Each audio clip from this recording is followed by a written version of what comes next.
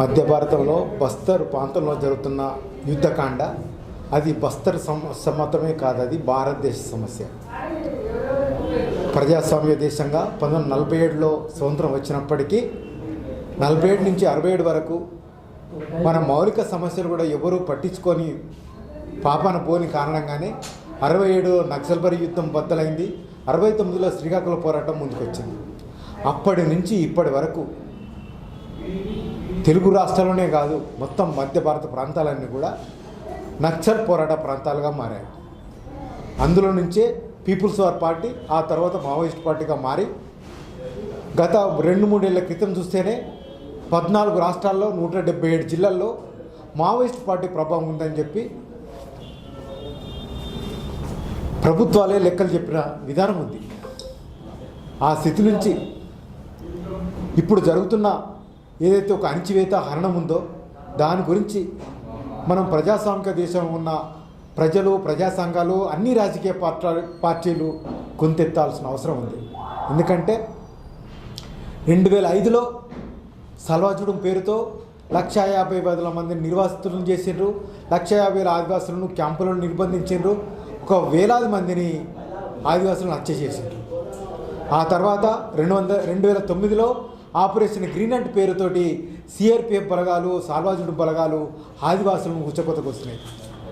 అదే సాల్వాజు గ్రీన్ అంటూ మొదటి దశ 2009 నుంచి 2011 వరకు సాగినప్పటికి కూడా ఏదైతే ఉద్యమం ఉందో దాన్ని నియంత్రించలేకపోయారు.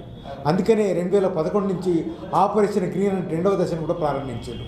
ఆ దశలో క్యాంపులు పెట్టడం, ఆదివాసులను ఎత్తుకొచ్చి క్యాంపులు నిర్బంధించడం, పట్టుకొని కాల్చి చంపడం, ఇది ఒక ప్రహసనంగా మారింది. అప్పటి నుంచి 2011 నుంచి అది జరుగుతున్న మారణకాండలో 2012లో బాసగూడెం మారణకాండ 17 మందిని చంపేసిండు.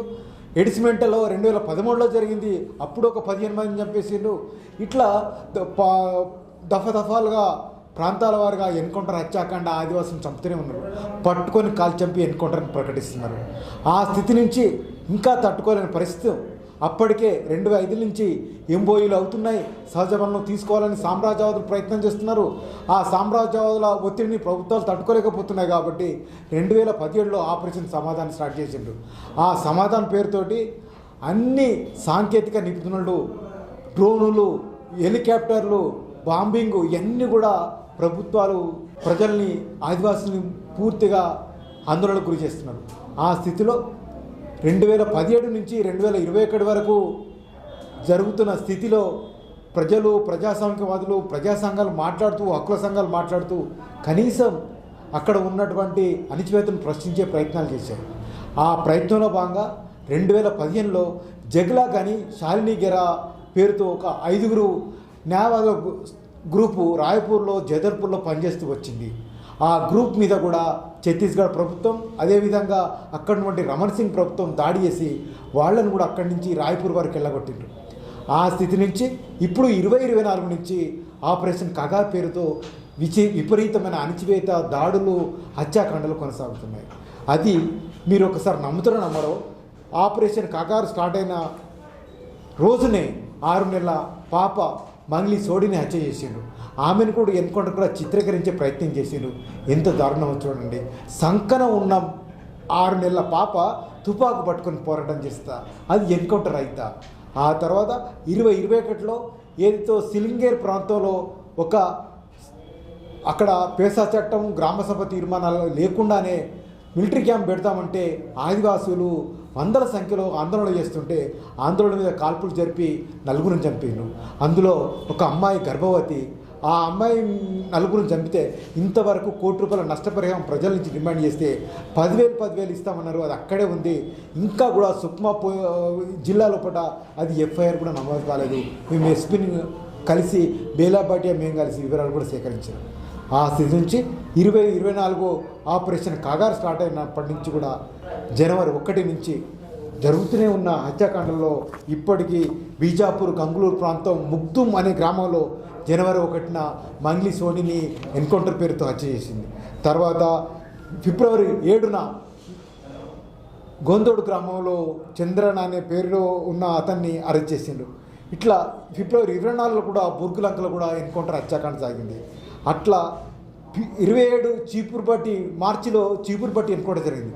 ఆ చీపురుపట్టి ఎన్కౌంటర్ ఏంటంటే ఒక ఇద్దరిని పట్టుకొని వాళ్ళను వేలాడదీసి కొట్టి చంపే ప్రయత్నం చేస్తుంటే అక్కడున్న ఆదివాసులు తిరగబడ్డందుకు మొత్తంగా నలుగురిని పట్టుకొని అందులో ఇద్దరిని మహిళలను పట్టుకొని వాళ్ళని అత్యాచారం చేసి మిగతా ఇద్దరిని కొట్టి చంపి మొత్తం ఇద్దరు చంపాల్సిన చోట 6ని చంపి చీపురుపట్టి ఎన్కౌంటర్గా మార్చి 27ను చేశారు. తర్వాత ఇట్లా పోతే Karregutta encounter, Korchil encounter, Kanker encounter, Kakur encounter ఇట్లా జరుగుతూ పోయి. కానీ ప్రధానంగా చోటాబేటి ఎన్కౌంటర్ మాత్రం అక్కడ 29 మంది చనిపోయారు. ఆ 29 మందిలో 14 మంది యువకులు, 15 మంది మహిళలు. అయితే ముందు నిజంగానే ఎన్కౌంటర్ జరిగింది. ఆ ఎన్కౌంటర్లో 12 మంది చనిపోయారు. మిగతా వాళ్ళు 8 మంది బందీలుగా దొరికితే వాళ్ళను పట్టుకొని అక్కడ ఏదైతే ఒక అమరుల స్తూపం ఉందో ఆ ఊరిలో ఆ ఊరి దగ్గరికి వాళ్ళని తీసుకెళ్ళి ఆ స్తూపం ముందు కొట్టి చంపి ఆ శవాలను వీళ్ళు చూపెట్టడానికి హెడ్క్వార్టర్స్ తీసుకుపోవడం కోసం టాటా ఏసీలో ఆ 8 శవాలు మోపివేయడానికి కోసం ఒక 8 మంది ఆదివాసులను తీసుకొని వెళ్తూ ఈ టాటా ఏసీలో శవాలు వేసిన తర్వాత ఎవరైతే మోసుకొని వచ్చిన ఆదివాసులను వాళ్ళని కూడా అక్కడిని చంపేసి ఆ టాటా ఏసీని తీసుకెళ్ళిపోయారు. ఇది మొత్తంగా జరుగుతున్నటువంటి చీపురుపట్టి చోటాబేటి ఎన్కౌంటర్. ఈ విధంగా తర్వాత జరిగినటువంటి గంగులూరు ఎన్కౌంటర్లో ఏప్రిల్లో జరిగిన ఎన్కౌంటర్లో 12 మంది చనిపోతే అందులో ఇద్దరు మాత్రమే ఆదివాసులు, ఇద్దరు మాత్రమే విప్లవకారులు, 10 మంది ఆదివాసులు. ఆ 10 మంది శవాలను బీజాపూర్ కలెక్టర్ ఆఫీస్ కాడ పెట్టుకొని బేలా భాటియా, సోనీశ్వరులు వాళ్ళ పిల్లలతోటి పట్టుకొని ఇట్లా మీరు ఇట్లా చంపే హక్కు మీకు ఎక్కడుంది, మీరు వీళ్ళకి న్యాయం చేస్తారని చెప్పి ప్రభుత్వాన్ని ప్రశ్నించింది. ఆ స్థితి నుంచి ఇప్పటికి కూడా ఆ ఎన్కౌంటర్ హత్యాకాండ సాగుతూనే ఉంది. ఇప్పటికీ కనీసం ఒక 30 ఎన్కౌంటర్లో 300 పైగా హత్యాకాండ ఛత్తీస్గఢ్ ప్రాంతంలో కొనసాగింది. ఈ ఏడాది 2025 నుంచి జనవరి ఇప్పటి వరకే సుమారు 50 మందిని చంపేసింది. ఎన్కౌంటర్ అంటే ఇప్పుడు గంటనో 2 గంటలు జరగదు, రోజుల తరబడి జరుగుతుంది. 16 నుంచి స్టార్ట్ అయితే 18, 19 వరకు, అంటే 3 రోజులు కానీ 5 రోజులు కానీ ఎన్కౌంటర్లు ఎట్లా జరుగుతాయంటే వాళ్ళు ఉన్న ప్రాంతాన్ని డ్రోన్ల ద్వారా గుర్తించబట్టి సుమారు 14-15 మంది బలగాలు ఒక్కసారి చుట్టుమట్టి 5-6 కిలోమీటర్లు వాళ్ళు పారిపోకుండా చేసి వాళ్ళని బందీలుగా పట్టుకొని కొట్టి చంపేస్తారు. వాళ్ళు ఎప్పుడైనా చూడండి శవాలు చిత్రవదకు గురి ఉంటాయి, మొక్కలు తర్వాత బాడీ అంతా కూడా చిత్రహింసలకు గురై ఉంటాయి. నిజంగా ఎన్కౌంటర్ అయితే తూటా దగ్గర చనిపోతాయి, కానీ చిత్రహింసలకు గురి చేసి చంపిస్తారు. ఇది నిజంగానే మనకు తెలుస్తున్నది ఏంటంటే ఎవరినైతే యూత్ ఉందో మనకు ఉత్తర తెలంగాణ ప్రాంతంలో కరీంనగర్, వరంగల్ ప్రాంతంలో ఏదైనా ఇన్సిడెంట్ జరిగితే ఎట్లయితే యువకులను పట్టుకుపోయి ఎన్కౌంటర్ పేరుతో కాల్ చంపారో ఇప్పుడు గ్రామాల్లో ఉన్న యువతను తీసుకొని పోయి క్యాంపుల్లో పెట్టుకొని వాళ్ళు చంపాలనుకున్నప్పుడు అయితే ఒకరిద్దరు నిజంగానే మావోయిస్టు దొరికినప్పుడు వాళ్ళకు మద్దతుగా ఒక 10 మందిని తీసుకొని వెళ్ళి వీళ్ళకు కూడా డ్రెస్సులు తొడిగేసేసి అక్కడనే కాల్ చంపేసి ఎన్కౌంటర్ కథలు వెళ్తున్నారు. ఇది నిజంగా ఒక ప్రజాస్వామ్య దేశంలో జరగకూడని హత్యాకాండ. దీన్ని బుద్ధిజీవులుగా, ప్రజాస్వామికులుగా మనందరం ప్రశ్నించాలి. ప్రధానంగా హక్కుల సంఘాలు కూడా ప్రశ్నించాలి. ప్రధానంగా ఏవైతే దేశవ్యాప్తంగా ఉన్న రాజకీయ పార్టీలు, బీజేపీ ఏతర రాజకీయ పార్టీలన్నీ మాట్లాడకపోతే వాళ్ళకు ఉన్నటువంటి రాజకీయ బాధ్యత ఇప్పటికి నేను ఇంకా స్పష్టంగా మాట్లాడుతున్నది ఏంటంటే బీఆర్ఎస్ కేటీఆర్ గారు రైతుల ఆత్మహత్యల గురించి నేను మాట్లాడుతూ పోరాటం చేస్తుంటాను. వాళ్ళ దశాబ్ద కాలంలో కూడా చాలా రైతుల ఆత్మహత్యలు జరిగినాయి, వాటిని కూడా ఎంక్వైరీ చేయండి, మాట్లాడండి. కానీ ఇప్పుడు మధ్య భారతంలో ప్రజలపై యుద్ధం జరుగుతుంది, ఆదివాసుల హననం జరుగుతుంది, విప్లవోద్యమంపై 30 ఏళ్ల దాడి జరుగుతుంది.